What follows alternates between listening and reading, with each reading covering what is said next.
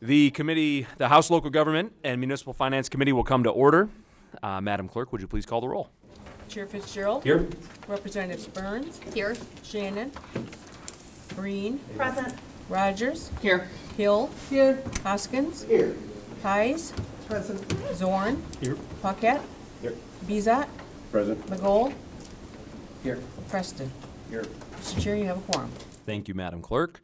I need a motion to approve and adopt the minutes from our previous meeting on May 10th. That motion is made by Rep. Breen.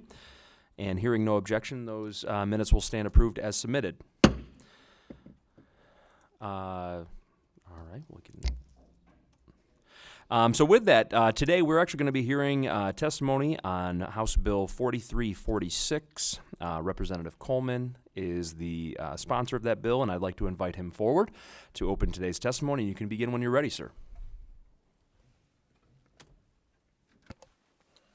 Good afternoon, committee. Thank you, Chairman Fitzgerald, Vice Chair Burns, and Minority Vice Chair Zorn, members of the committee, for hearing testimony on my bill, House Bill 4346. This bill is a reintroduction of Rep. Howell's House Bill 5427 from last term. That bill passed the House with 81 yeas and 24 nays and 5 absent. The bill later died on the House floor. My bill would amend the Open Meetings Act. The bill later died in the Senate. My bill would amend the Open Meetings Act to allow for municipal employment retirement systems to continue to meet virtually with electronic meetings being held by a public body responsible for the investment, administration, or management of a municipal public employee retirement system. The problem we are having is that our professional appointees, which are typically CPAs or investment experts, they're not always located in the city or region that the meetings occur in. It limits the board's ability to get the best professionals to serve if they're forced to fly or travel long distances. The Act generally requires all meetings of a public body to be open to the public and be held in a place available to the public, and all decisions of a public body must be made at a meeting open to the public. The Act defines public body as any of the following: a committee, subcommittee, authority, council, body that's empowered by state constitution, statute, charter, ordinance, resolution, or rule to exercise governmental or proprietary authority or perform a governmental or proprietary function. A lessee of a body described above that is performing an essential public purpose and function under lease agreement. The board of a nonprofit corporation formed by a city under Section 40 of the Home Rule City Act, except for an agricultural commodity group which can hold a meeting electronically for any reason. The Act allows meetings of a public body to be held electronically or with remote participation only to accommodate the absence of one of its members due to military duty, and then that member may participate remotely. As the pandemic has proven, efficiencies of certain public bodies have been realized, and certain boards should not be allowed to continue to meet virtually. Should be allowed to continue to meet virtually. The bill would amend the above provisions to allow a public body responsible for the investment, administration, or management of a municipal public employee retirement system to hold a meeting electronically for any reason. This bill would not prohibit the public body from acquiring in-person participation of its members at any meeting subject to the Act. We've just seen that there's a lot of retirees or, again, some of these experts who are traveling all the way across the country for these meetings, and it's just proven to be difficult. I know there is some concern about, why aren't other public boards or bodies included in this legislation? My office considered that, but we thought we'd try to bite this apple one bite at a time. This particular issue is one that kept coming to us again and again, so we thought we would give this a shot, see how it goes, and then hopefully the legislature can move from there. But I do appreciate your consideration, and I'm here to answer any questions you may have. Thank you, committee. Thank you, Representative Coleman. Now, we do have additional testimony that will be taken here momentarily, so if there are any questions specific to Representative Coleman's testimony and specifically to this bill, as I know that this is a wide-ranging topic with OMA criteria, I just want to make sure that we're staying on topic of 4346. So, Representative Rogers, please. Thank you. Thank you, Representative Coleman, for bringing this forward. I think the merits of it, I think there's a lot of merit to this topic, but I'm going to say the same thing I said in insurance committee.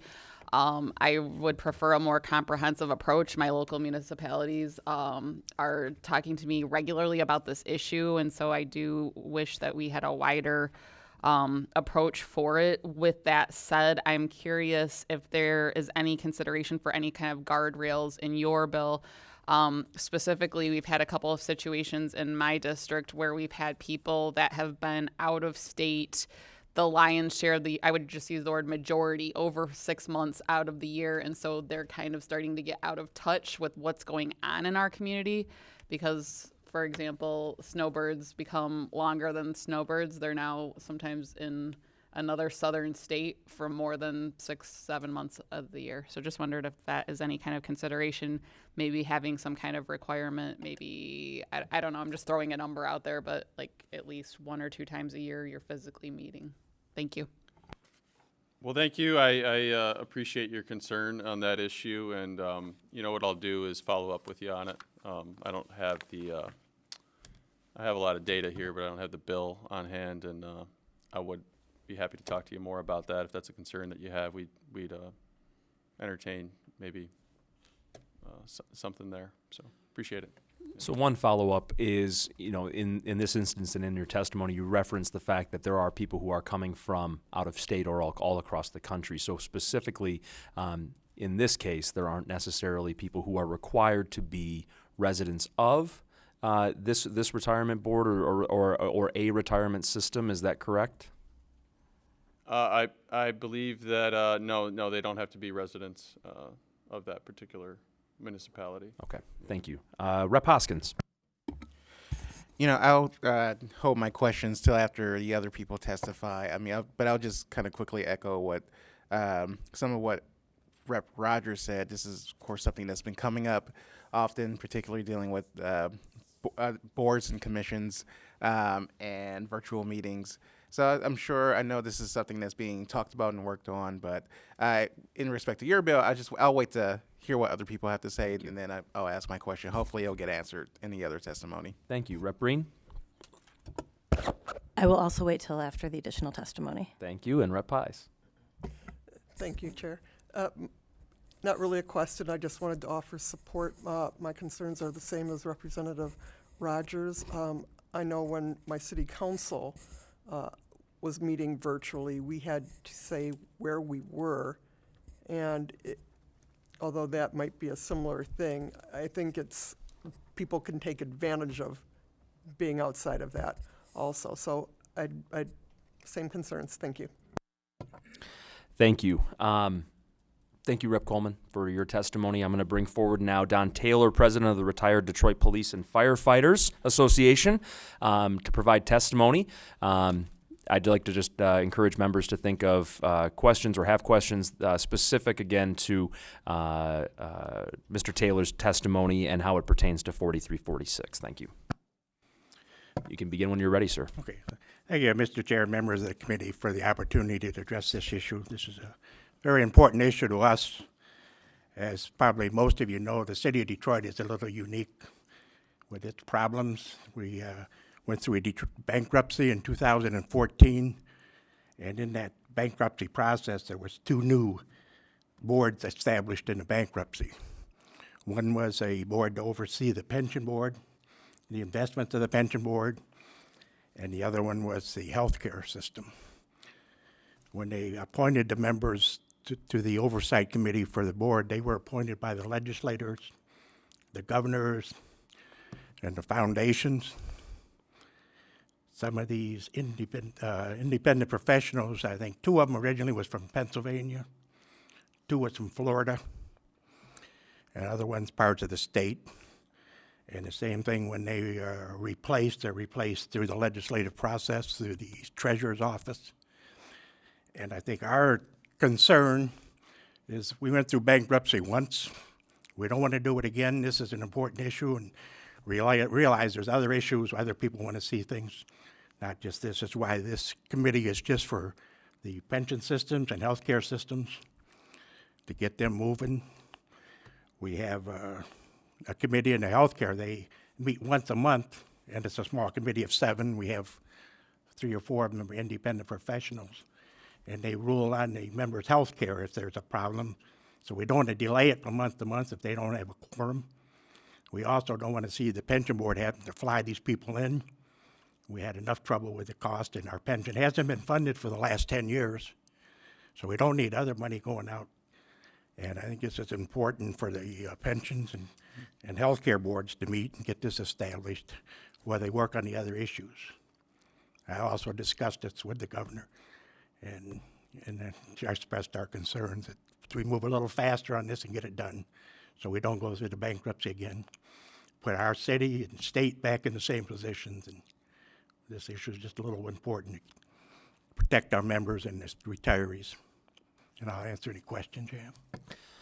Well, thank you, Mr. Taylor. I appreciate you coming here today and providing this testimony. I know it's not a short drive from Detroit, so thank you for popping up here.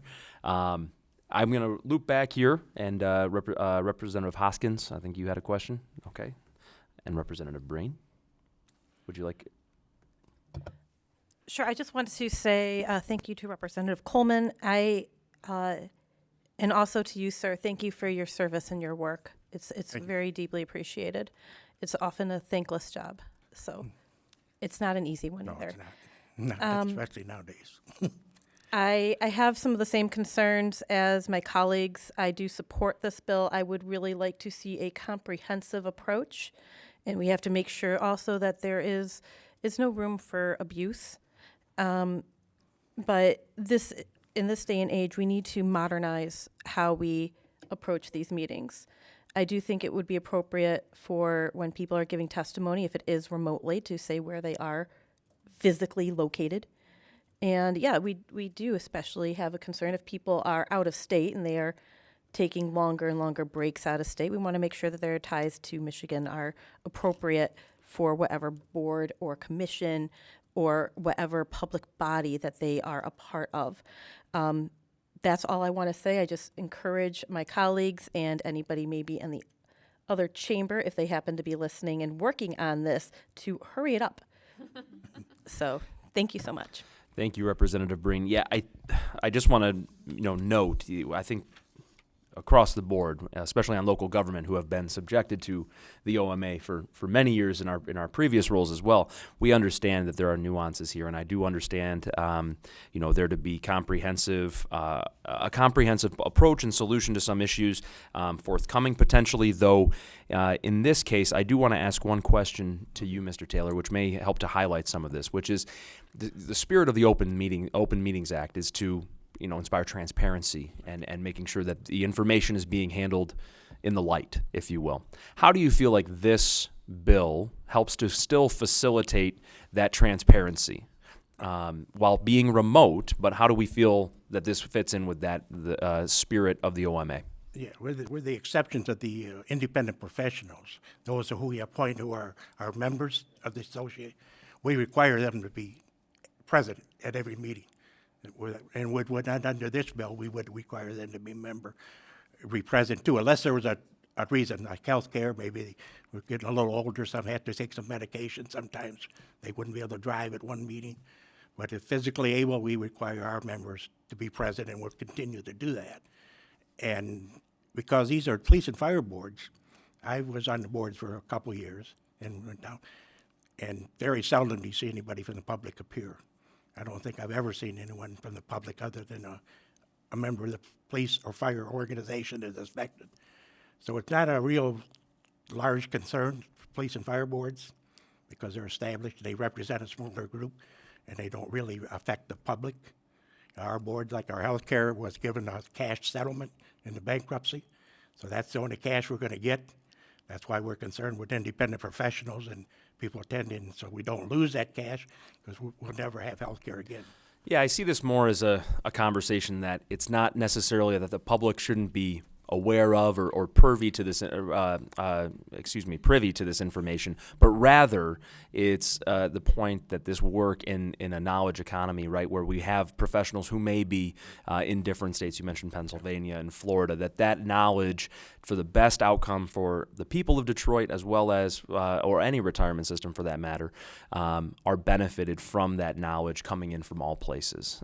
So I hear that coming through. One of the other concerns you may not be aware of, some of the independents, they were appointed by the foundations also, and they're reappointed. The new are still consulting the foundations who contributed hundreds of millions of dollars, and to take away their flexibility to appoint who they want to see. They have a lot of money invested in this too. Thank you. Rep. Pies. Thank you, Chair. A couple real quick ones. I was wondering how many members serve on the boards and a general cost for transporting them or them staying here. There's 9 members that serve on the Oversight Committee for the Pension Board, and there's 7 members on the Oversight Committee for the Health Care. Okay. And would you be amenable to having the meetings virtual unless they're voting and then be on site for the votes? I think that's the way the bill reads. The current law reads that you can participate, you just can't vote. That is the current law. Thank you. Rep. Hill.